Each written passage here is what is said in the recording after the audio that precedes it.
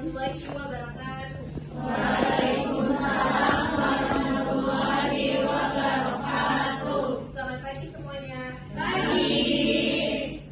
Saya dari perwakilan kelompok 1 ingin menjelaskan tentang materi yang kita bahas itu tentang individu dan karakteristik.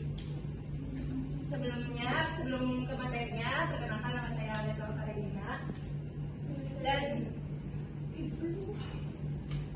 ada rekan saya yaitu ada Muhammad Zainul Zakir Ayasri dan Nadima Nazla Tatisya. Jadi yang pertama itu ada tentang pengertian individu. Jadi pengertian individu itu berasal dari kata Yunani yaitu individu yang artinya tidak terbagi. Individu merupakan kesatuan terbatas yaitu sebagai manusia per orang, bukan keseluruhan. Jadi kayak anggap aja nih ya, diri kita ini sebagai individu. Jadi diri kita sendiri, bukan kayak orang gitu loh. Individu diri kita sendiri. Terus ya, jadi manusia itu kan ada kesatuan yang terbatas itu kayak apa sih? Diri kita itu kan sebagai individu sebutannya diri kita sendiri.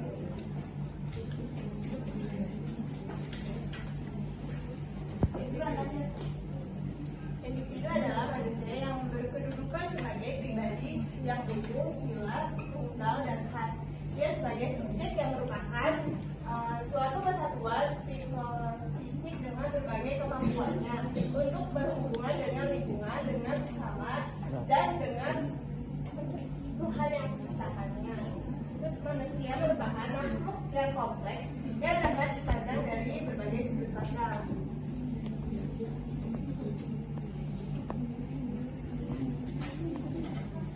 Terdapat 3 aspek dalam individu saling berhubungan atau mempengaruhi. Itu yang pertama adalah dari jasmaninya, psikologinya, dan sosial.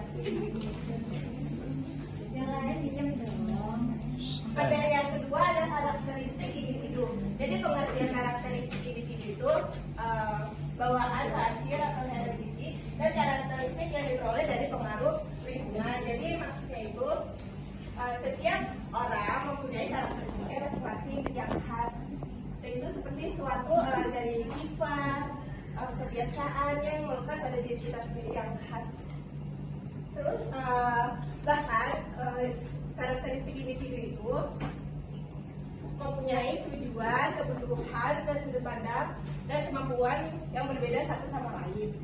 Contohnya kayak gini, misalkan ada 2 siswa yang namanya sama, tapi dia salah satunya tidak mau disamakan karena karakteristiknya berbeda.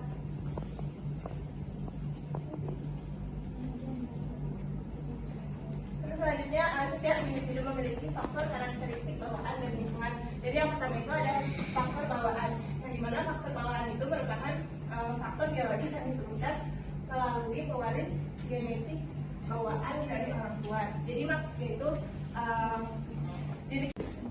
Kenalkan, nama saya Novel Muhammad Al-Fikri. Saya ingin bertanya, dalam buku The Psychology of Interpersonal Attraction 1982 berisi analisis apa?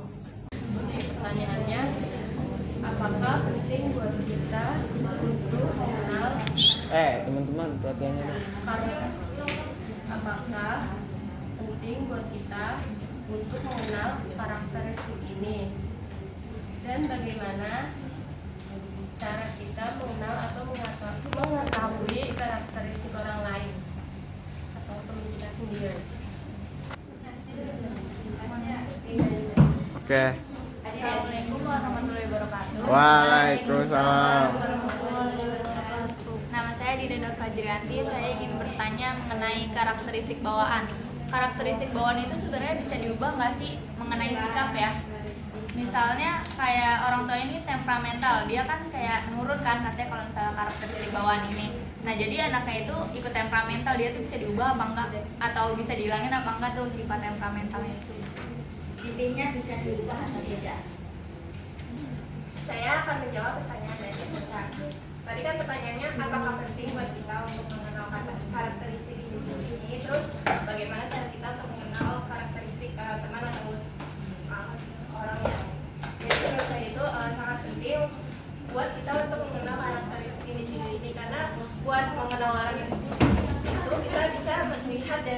sifat karakter yang berbeda-beda, jadi kita kayak tahu oh si ini sifatnya seperti ini, jadi kita kayak kenal gitu dengan sifatnya, kebutuhan juga. Ini dalam menjalani interpersonal analysis itu berisi analisis apa? Jadi itu relasi positif, relasi yang terjalin secara positif melibatkan perasaan saling menyukai pendapat dan hubungan. Dan itu contohnya itu kan kita harus saling mendukung sesama manusia juga. Jadi kita saling mendukung sesama manusia. Jadi itu contohnya itu saling menyukai dan atau saling pendapat dan mendukung. Relasi pendapat. Keduanya ini relasi negatif. Relasi negatif pendapat apabila tidak ada rasa saling menyukai dan memiliki atas pendapat. Jadi itu contohnya itu yang negatif itu tidak Misalkan contohnya kayak kita melakukan musyawarah mengenai turnamen apa, turnamen sepak bola atau lomba apa. Kita sebelum melakukan ke lapangan kan kita musyawarah, berbagai pendapat dari berbagai teman-teman kalian, tim kalian. Ini mau lomba ini strateginya bagaimana dan sebagainya, caranya gimana, itu harus kita musyawarahkan. Yang dipakai yang di mana. Nah, musyawarah itu artinya untuk mendapatkan hasil yang sependapat, yang mendukung, yang menyukai. Jadi supaya yang lebih suka itu harus musyawarah. Kalau misalkan nggak banyak yang suka, lebih baik jangan. Kalau nggak sependapat, berarti kita cari cara lain supaya relasi ini berjalan. Contohnya kayak tadi nih, suaminya suka mobil, tapi istrinya enggak. Kita bagaimana bisa meyakinkan seorang istri bahwa itu mobil itu penting, misalkan gitu ya. Kita mobil itu juga kebutuhan meskipun kebutuhan tersier gitu ya. Yang nggak disukai istri itu mobilnya seperti apa, fungsinya atau apanya, kita harus meyakinkan si istri. Misalnya si suami punya mobil, tujuannya kalau ada suatu dadakan kita bisa langsung cepat. Terus kita bisa kalau fungsinya juga selain kalau kita mau kemana-mana kita mudah. Nah, kita juga tanya, nggak sukanya di mana istri? Nah, dari situ kita musyawarah. Misalkan dalam musyawarah dari baik guru dan ya kalau daripada mobil lebih baik ini, lebih baik ini. Jadi mobil itu kita belum penting. Misalkan mobil kita bisa menaik Grab atau misal kita sewa dan sebagainya, itu kan mudah. Jadi untuk mendapatkan hasil yang positif itu kita musyawarah. Kalau dari negatif, kalau tidak menyukai, saling egonya tinggi, ya udah. Yang ada apa? Pecah, berantem.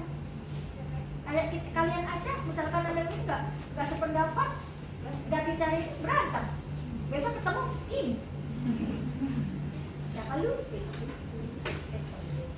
memang perlu proses, kita harus menjelaskan satu persatu alasannya, tujuannya untuk apa. Oke? Objek individu normal dan objek individu material. Nah, yang dimaksud itu objek individu formal adalah berfokus pada pilihan cara pandang yang dipakai dalam memahami manusia sebagai makhluk sosial sebagai diri tersebut.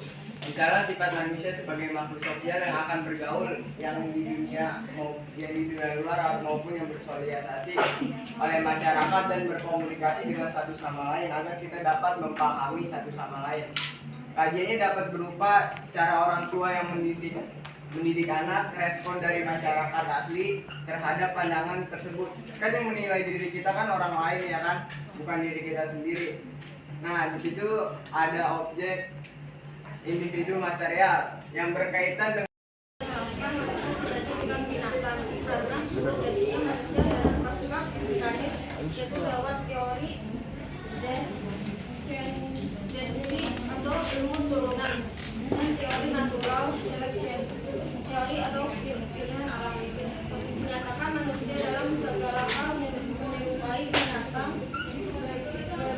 tulang belakang yakni binatang memberikan definisi manusia sebagai binatang yang berakal sehat yang mengungkapkan pendapatnya dan berbicara berdasarkan pikirannya.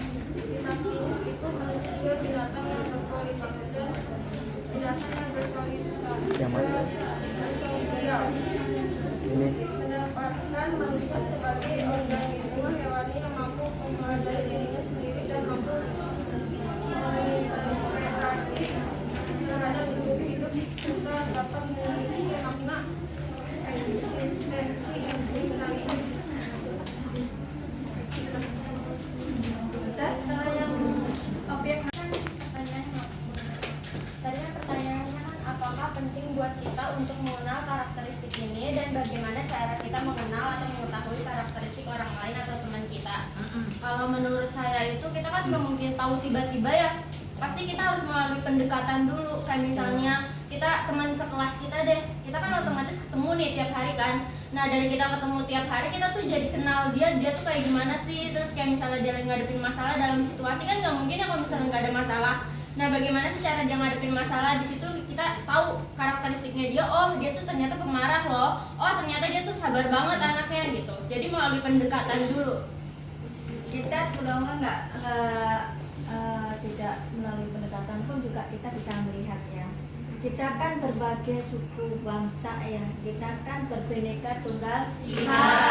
Otomatis kita berbagai karakter itu macam-macam bedanya. Dari suku Jawa bedanya seperti ini, suku dari Sunda seperti itu, Jawa Timur seperti itu. Kita harus memahami karakter yang dimiliki teman-teman kita. Misalkan yang teman Sunda karakternya kan lemah lembut, ngomongnya santun, beda sama orang Surabaya, Madura khususnya, ngomongnya kan ya apa sih ngomongnya deh kan kenceng gitu, kan sudah wataknya, udah karakternya. Jadi kita harus bisa memahami gitu ya. Ya jadi dari ucapan komunikasi itu kita udah harus bisa memahami. Jadi saling menghargai. Belum tentu kita ngomongnya kenceng itu kasar gitu ya. Belum tentu juga yang lembut itu halus. Kita harus bisa memahami di sini. Ya, karena karakter itu bisa beda mana? Aduh. Ibu belum ngambil ATK soalnya ATK-nya belum ada di dalam. Aja. Bedanya karakter sama kata itu apa? ini videoin apa enggak sih? Tadi ada kaitannya nanti pertanyaannya Mbak mengenai karakter bawaan. Ya. Cukup sekian dan terima kasih dari presentasi.